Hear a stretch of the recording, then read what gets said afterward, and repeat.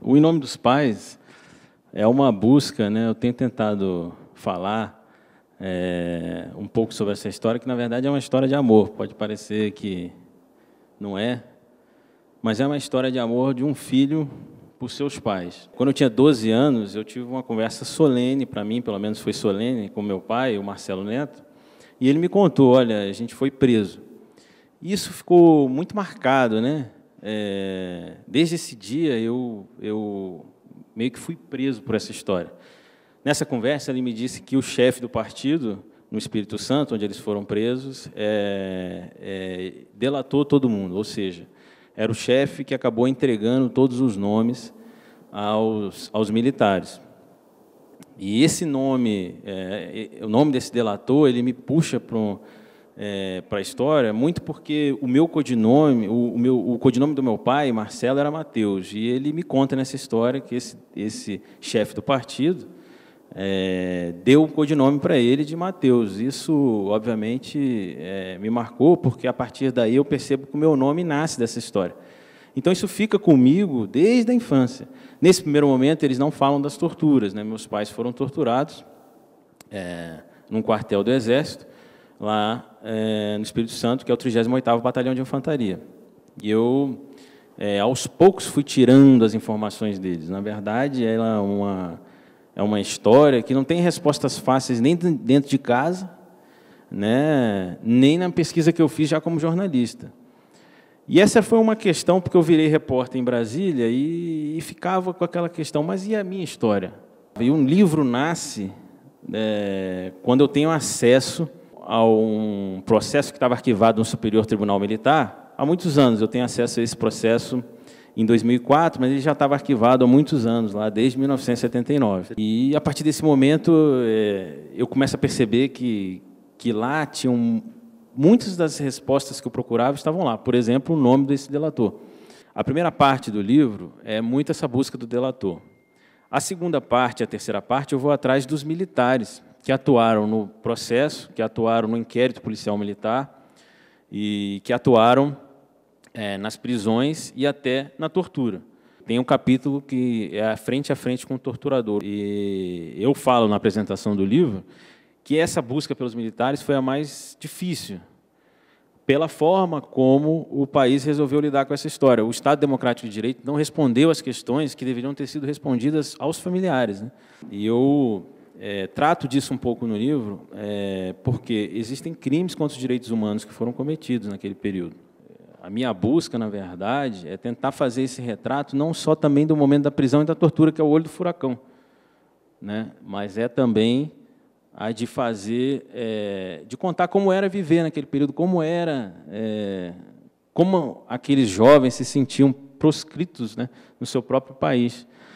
É importante dizer também que meu pai foi duplamente punido. Ele foi preso, foi colocado nessas situações, teve violações de direitos humanos contra a vida dele, mas ele, quando ele sai, 9 meses depois de ficar 9 meses numa solitária, com a luz ligada, numa situação de extrema dificuldade, ele foi punido com o Decreto-Lei 477, que punia os estudantes que se envolviam, que eram considerados subversivos, né? E ele perdeu os direitos dele.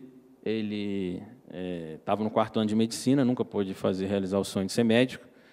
Ele sai da prisão e é expulso de todas as universidades. A partir daí, ele também não pode estudar em nenhuma universidade por 3 anos. Agora, você pensa, ele tinha 22 anos.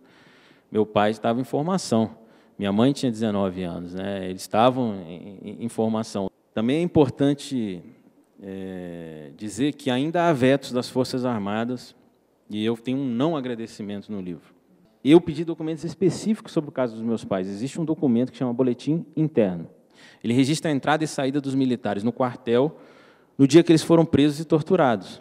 Esse documento está lá, ele existe e o Exército não nega a existência, mas ele me negou o acesso a eles. Eu pedi, 32 anos após o fim oficial do regime militar, também peço para entrar no 38º Batalhão de Infantaria, e eles negam a minha entrada.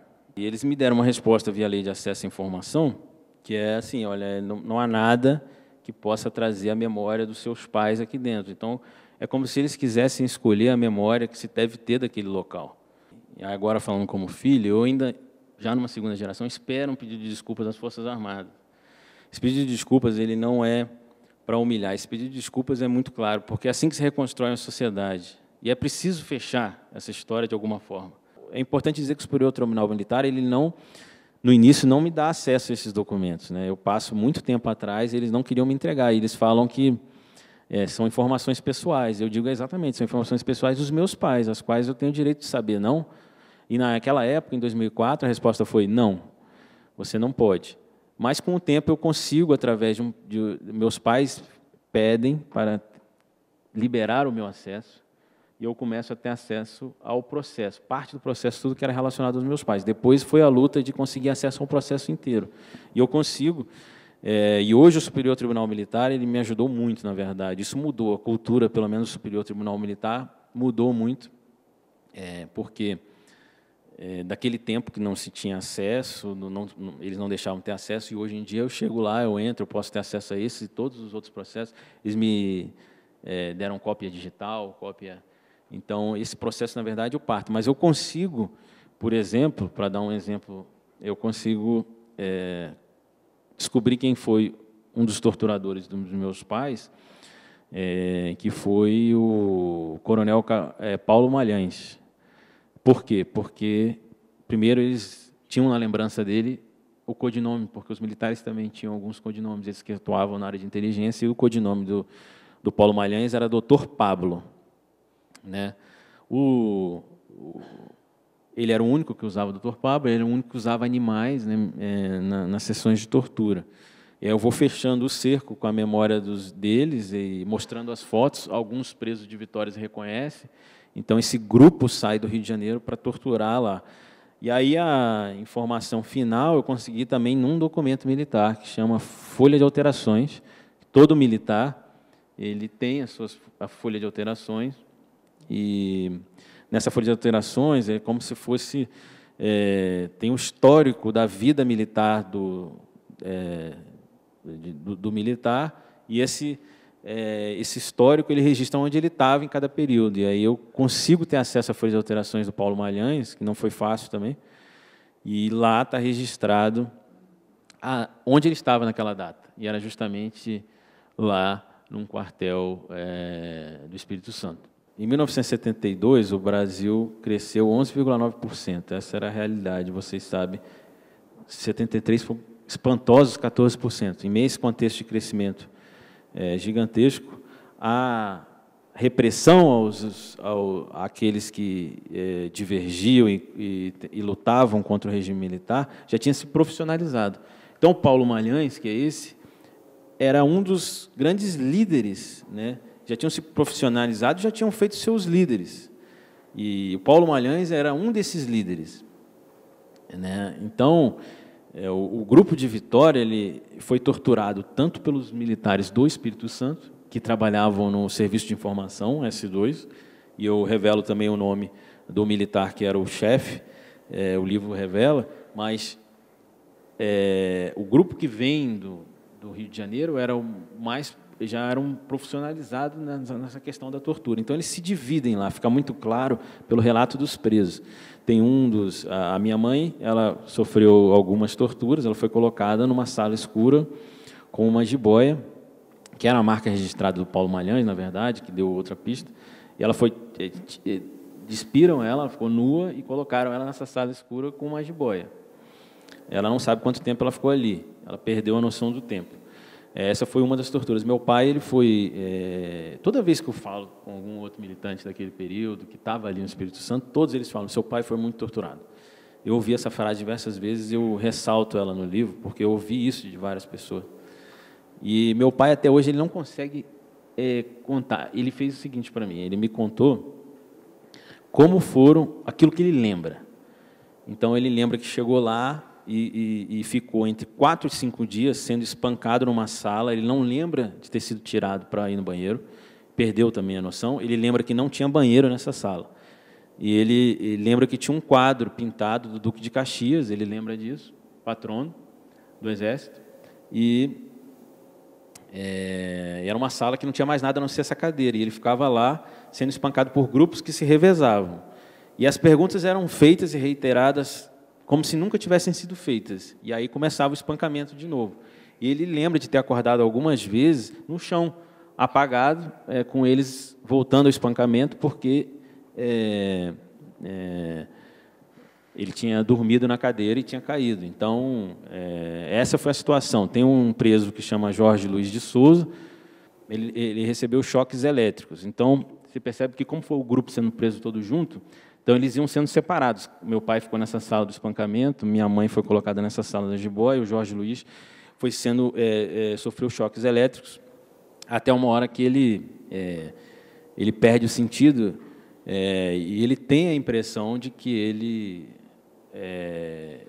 deve ter tido uma parada cardíaca, porque ele acorda com os militares fazendo os primeiros socorros nele, e ele se lembra muito claramente disso.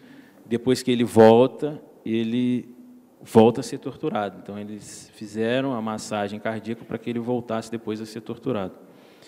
É importante frisar que a Lei de Acesso à Informação ela tem um tópico específico que fala assim: se um documento pode ajudar ou revelar possíveis violações de direitos humanos ou envolvidos com violações de direitos humanos, ele não pode ser negado. Nesse caso específico, eu recorri, obviamente, até a última instância. E todas as vezes do recurso eu falei que, no caso, apontei esse dado e esse tópico da lei, né? Esse artigo da lei. Então, você veja que, com a lei vigente hoje no Brasil, há uma negativa que claramente vai contra o que a lei diz. A lei ela é muito clara, né? E o meu pedido é muito claro, porque realmente ele poderia me trazer mais informações sobre quem estava ali, quem praticou violações de direitos humanos. A informação foi negada em pleno Estado democrático de direito. Eu sempre usei a Lei de Acesso à Informação depois que ela veio, ela realmente me ajuda, e já me ajudou e ajuda muitos meus colegas. Eu acho que o jornalista mais brilhante no uso da Lei de Acesso à Informação no Brasil é o Rubens Valente, jornalista da Folha de São Paulo. Ele consegue muitas informações através da Lei de Acesso, mas é importante dizer, o Rubens, inclusive, acabou de escrever o Fuzis e as Flechas, que é um livro importantíssimo, que eu estou lendo, que fala da perseguição aos índios durante a ditadura. Mas, assim, me espanta essas negativas hoje, com a lei em vigor no Brasil, né?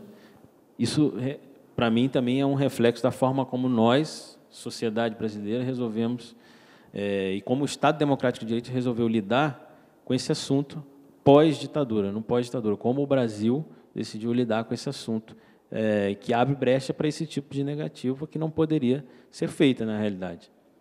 Quanto mais informações a gente tiver sobre o período, sobre o passado, melhor a gente vai enfrentar o nosso futuro. E eu tenho o desejo meu era que a Comissão Nacional da Verdade avançasse sobre muito mais histórias, mas não foi possível. Mas agradeço o trabalho da comissão pelo que já foi feito. Acredito que faltam respostas, né? Eu estava do lado da família Herzog lá, né? E a família estava, a Clarice, que é essa guerreira, ela pegou a dor dela e fez uma luta pela democracia, pela redemocratização do país. Ela fez o questionamento lá no Bial. Eu quero saber como é que foi, o que aconteceu, quem estava lá. O Estado Democrático de Direito não trouxe essas respostas para ela, e é o Estado Democrático de Direito que deveria trazer, não... os jornalistas podem ajudar? Podem, devem, esse é o nosso trabalho. Mas o Estado tinha que ter dado essas respostas para elas e não deu até o dia de hoje.